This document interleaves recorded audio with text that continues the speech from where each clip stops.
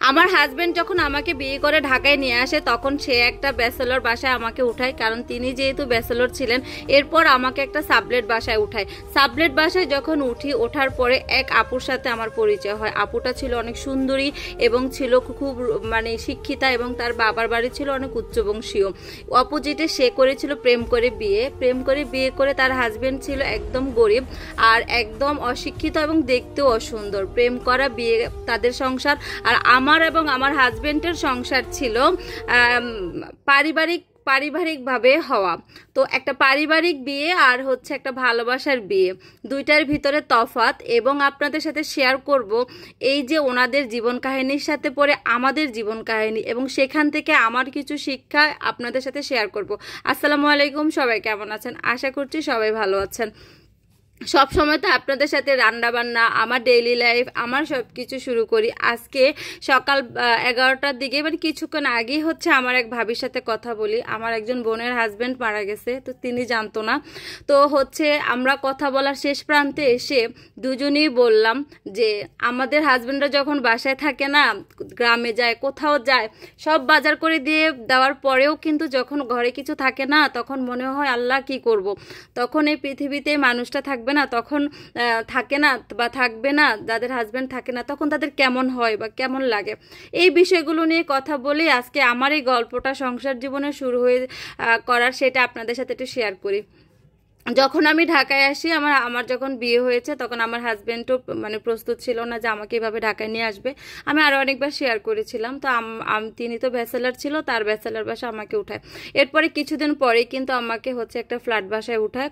আমাদের যেহেতু একদম নতুন সংসার, আমার হাজবেন্ডের একদম দেখা গেছে নতুন ব্যবসা, নতুন বিয়ে, নতুন সংসার, তারপরে নতুন ব্যবসা, সব মিলিয়ে আমরা যখন একটা সাবলেট বাসায় উঠি, তখন তারা ছিল হাজবেন্ড ওয়াইফ আর তাদের একজন বাচ্চা।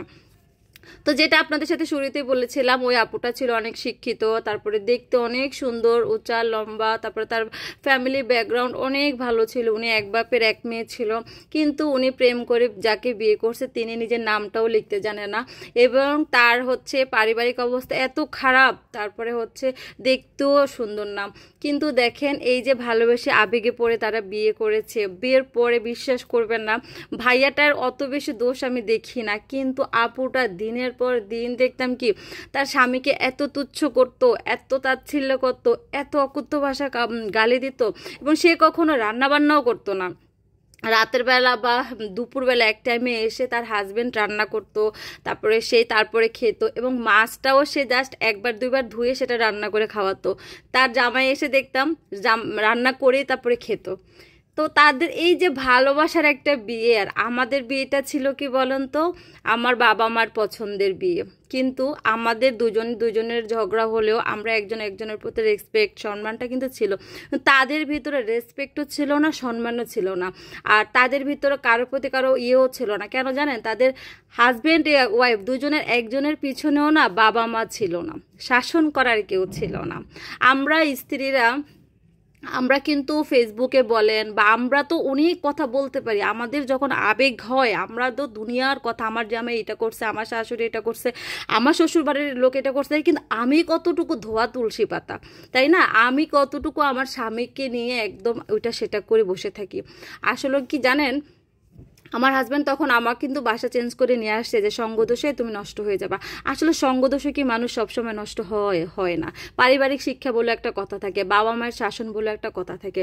আমি যে খুব ভালো ওয়াইফ কিন্তু সেটাও না, কিন্তু শিক্ষাটা হলো। আর ওই যে ভাবির সাথে কথা বলে আজকে আমার খুব কাছের একজন মানুষের হাজব্যান্ড মারা গেছে, দুনিয়াতে নাই।